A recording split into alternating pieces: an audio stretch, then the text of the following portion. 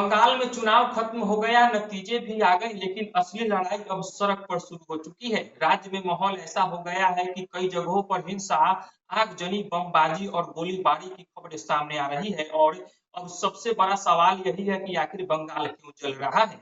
मई 2026 के चुनाव में बीजेपी ने इतिहास रच दिया। करीब 207 सीटें जीतकर पहली बार बंगाल में सरकार बनाने की स्थिति में पहुंच गई, जबकि ममता बनर्जी की टीएमसी सिर्फ 80 सीटों पर सिमट गई। इतना ही नहीं, खुद ममता बनर्जी अपनी भवानीपुर सीट तक हार गई। लेकिन नतीजा आने के बाद जो कुछ बंगाल में हो रहा है, उसने पूरे देश का ध्यान अपनी तरफ खींच लिया है। कई जिलों से लगातार हिंसा की खबरें आ रही है। कहीं बीजेपी कार्यकर्ताओं पर हमला हो रहा है, तो कहीं टीएमसी के दफ्तरों में तोड़फोड़ और आगजनी की जा रही है।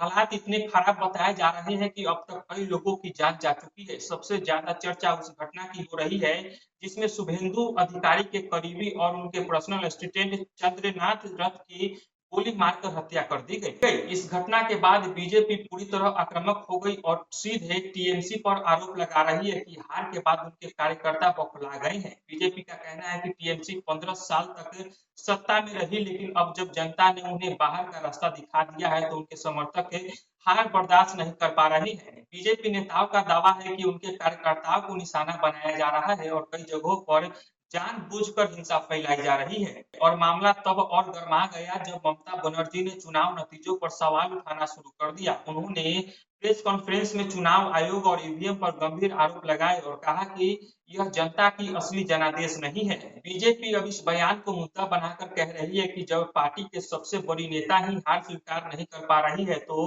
उनके समर्थक सड़क पर हिंसा करेंगे ही। लेकिन कहानी का दूसरा पक्ष भी है। टीएमसी का आरोप है कि बीजेपी के कुछ कार्यकर्ता जीत के बाद घमंड में आ गए हैं और बदले की राजनीति कर रहे हैं। टीएमसी नेताओं का कहना है कि कई जगहों पर उनके दफ्तरों पर कब्जा किया जा रहा है, तोड़फोड़ हो रही है और बीजेपी समर्थक जबरदस्ती शक्ति प्रदर्शन कर रहे हैं। सोशल मीडिया पर भी कई वीडियो वायरल हो रहे हैं। यहाँ बीजेपी कार्यकर्ता टीएमसी दफ्तरों के बाहर नारेबाजी करते दिख रहे हैं। टीएमसी का कहना है कि बीजेपी अब सत्ता में आने के बाद पूरे बंगाल में अपना दबदबा दिखाना चाहती है। और सच कहे तो बंगाल में राजनीतिक हिंसा कोई नई बात नहीं। यहाँ पहले लेफ्ट का दौर था, फिर टीएमसी आई और अब बीजेपी सत्ता में पहुंच रही है। लेकिन हर बार सत्ता बदलने के साथ जमीन पर संघर्ष शुरू हो जाता है। यानी ऊपर नेता बदलते हैं, लेकिन सड़क पर लड़ाई वही रहती है। फिलहाल चुनाव आयोग और केंद्र बलों को हिंसा रोकने के लिए सख्त आदेश दिए गए हैं। कई इलाकों में पुलिस और केंद्रीय सुरक्षा बल तैनात किए गए हैं ताकि हालात काबू में आ सके। लेकिन सवाल वही है,